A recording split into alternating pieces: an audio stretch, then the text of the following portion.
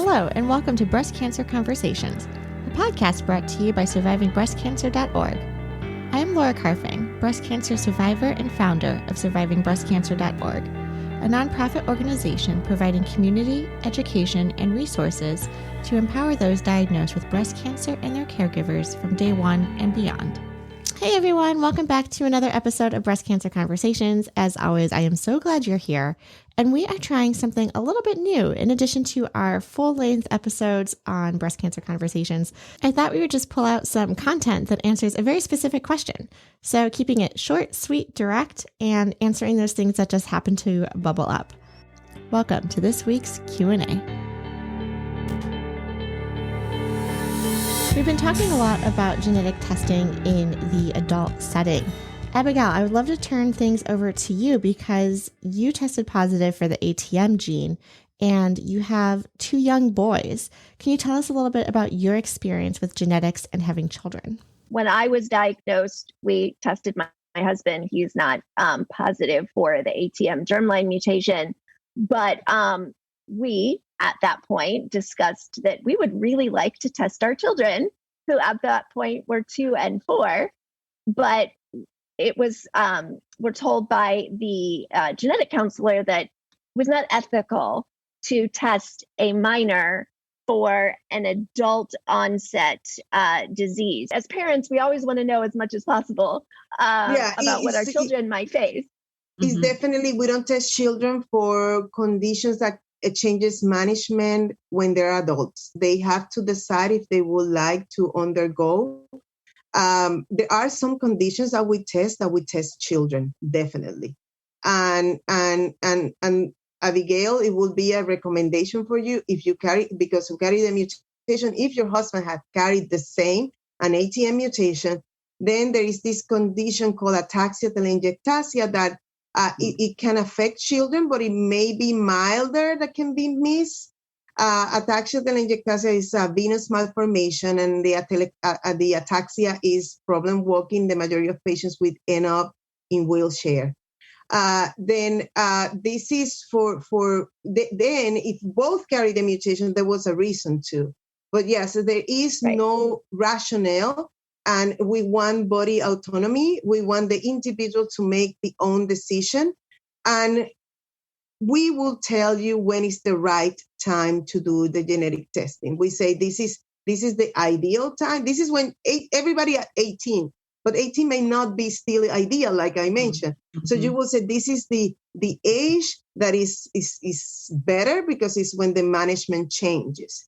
When we talk about men, for example, in a man with an ATM mutation, there is no data that is associated with male breast cancer, but is important for, even though the testing.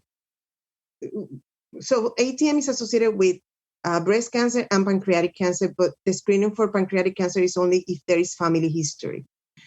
If there is no family history, men can even decide not to be tested, but they should do it for family planning. So family planning is key when we talk about genetics.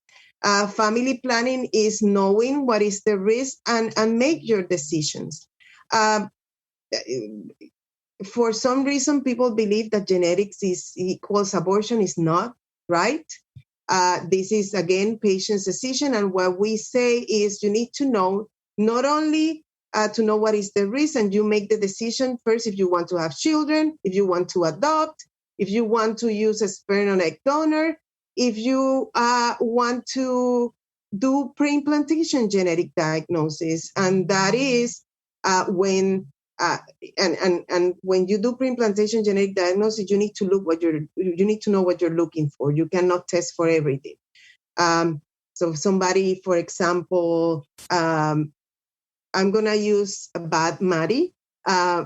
Maddie, when it's okay, Maddie, if I use you as an example, okay.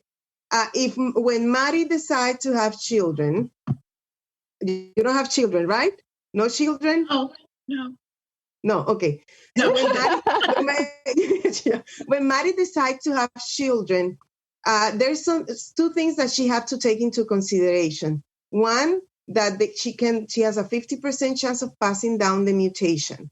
And second consideration is that there is a condition called Fanconi anemia that is not just low hemoglobin anemia. It's an anemia that is increased, lower the all products are affected. It can be associated with this dysmorphic, like bone deformities, and it can be associated with leukemia. There is a serious condition. So she needs to the decision to test the partner, and also to decide if I want to know this in advance if my child will be affected.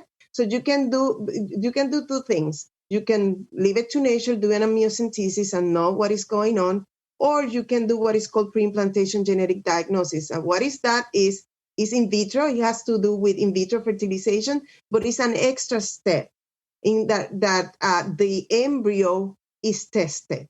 When the embryo is enough cells, they will remove one cell and they will test for the mutation or mutations, and they will transfer the embryos without the mutation. So this is embryo selection. And this is not for everybody. I mentioned all the other options, but this is not for everybody. Obviously, if we're talking about Fanconi anemia, that now is a reason. When we're talking about having 50% of having a child who could be affected, we know this is affect us when they're adults. We also know that carrying a mutation doesn't mean that cancer will happen.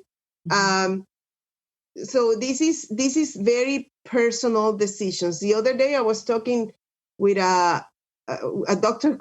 I was giving a class at FIU, and a physician came and said, you know that the most common reason for pre-implantation genetic diagnosis is mutations that predispose to cancer.